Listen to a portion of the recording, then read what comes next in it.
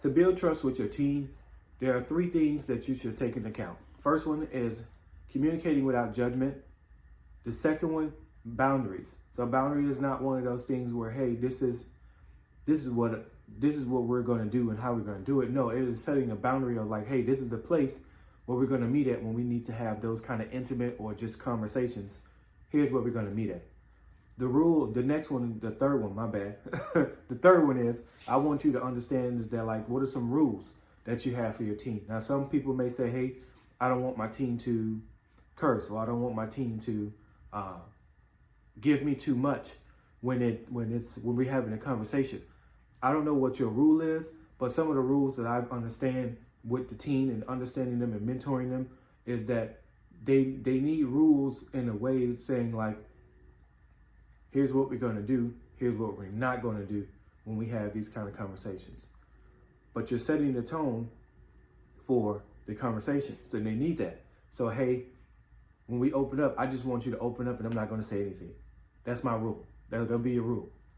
After you get done talking, then I will give my response based off how you give me the information. So let's go with the first one. So the first one was, am I judging my team when they're giving information to me? Like, how are we communicating? It's very important to them because they don't know how to decipher. Most of them, I would say, don't know how to decipher the way they want to talk or approach, or they're in their head and saying, man, I need to talk to my dad or I need to talk to my mom about this issue that I'm having, but I really don't know how they're going to take it. I really don't know like what's going to happen. And are they going to listen? Are they not going to listen? Are they going to just give me information? And are they just going to give me their opinion, or are they going to help? It's a lot that's going on their end, but then it's also how you respond that can make them keep coming back. You remember that little kid that when you was growing up, when they were growing up, was they always wanted to just tell you things. Well, in a teen mind, they're questioning, they're guessing, they're going through a whole scenario, a whole conversation with you when you're not even in the room. They're just in their head. So to back up as a parent or guardian, to let them come to you and give the information first, rather than you trying to fill in the blank or fill in the sentence, it will help them be able to navigate the conversation, be able to come to you and not have the issue or the dialogue in their mind going through before they even come to you. So the one thing I would say as a parent, I know you want to help. I know you want to be there for them, but it is best for them to, when they come to you, let them get the whole thing out. Let them express themselves the way they are going to express themselves. Then you can skip either to 2 and 3, the steps that I gave you. So the first thing that I would like to say is, is that, hey, look, when they're giving information to you, are you jumping at their neck? Are you jumping at their neck and just not listening to them? So the thing they want to do is they want to make sure that they feel listened to. And I know you'd be like, hey, I'm the authority figure, so you need to listen to what I say. I got all the answers. You do. You got all the answers. You've been through it. You got the experience. They ain't been through nothing. I got it. But the thing I would say, let them get it out. Let them be okay with coming to you. And then you can express that, what's going on. So the second thing is boundaries.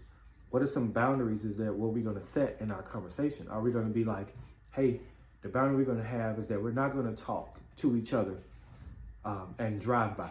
That's a boundary. It can also be seen as a rules. It's however you want to see it.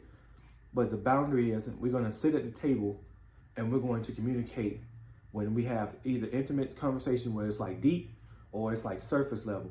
We're going to go to either the table, we're going to sit on the couch, we're going to look face to face.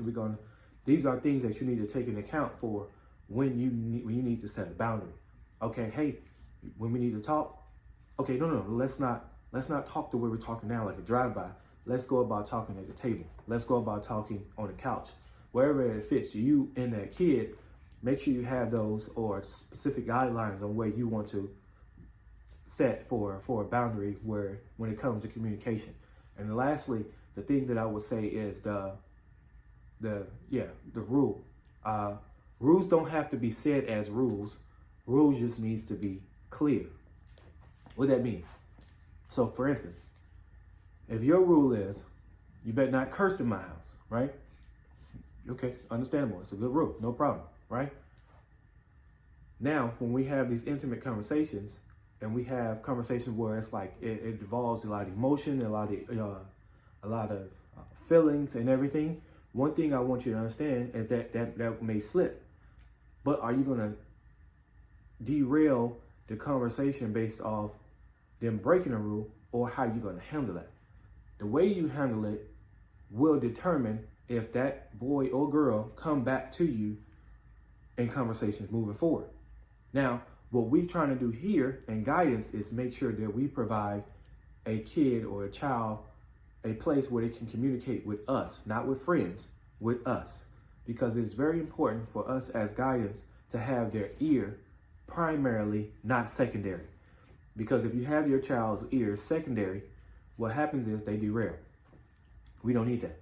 So the rule is, what is the rule that you're going to have for your communication? What is the rule that you're going to have for your boundaries? This is something that you have to set. I can't tell you how to set your rule. Well, it could be based off, I don't need my child to do this. I don't need us to go about saying this, or I don't need them to express themselves this way. I don't know. But the one thing I can tell you is that make sure your rule follows the conversation.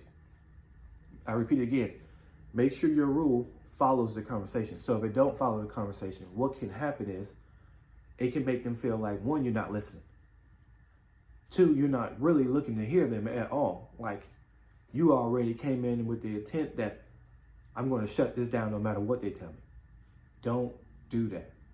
The one thing teens want in anything is a place where they can be themselves. If they can't be themselves around you as a parent or a guardian, what's going to happen is they're going to find somebody who's going to give them the things that they're looking for. Meaning, they're going to go find a group of kids or a group of people that's going to allow them to let their hair down, let their guard down. You don't want that. You want to keep that inside. The way you can go about doing that is by allowing your teen to trust you and you trust them, so you can build a communication in a place where you can be able to have open lines of communication, healthy boundaries, great rules, so y'all both can be able to get what y'all looking to get out of the conversation, which is they respond, you respond, and then y'all come with a great understanding at the end of that conversation. So this is Will from New Steps Foundation. I hope you got something from this video. And so guidance, we're going to continue on this series. And as you like it, please let us know by sharing, comment, and subscribing to our channel here at New Steps Foundation. So I just want you to be great. So everything that we give is for you to just be you, and then as a parent to help them be themselves. Let's go.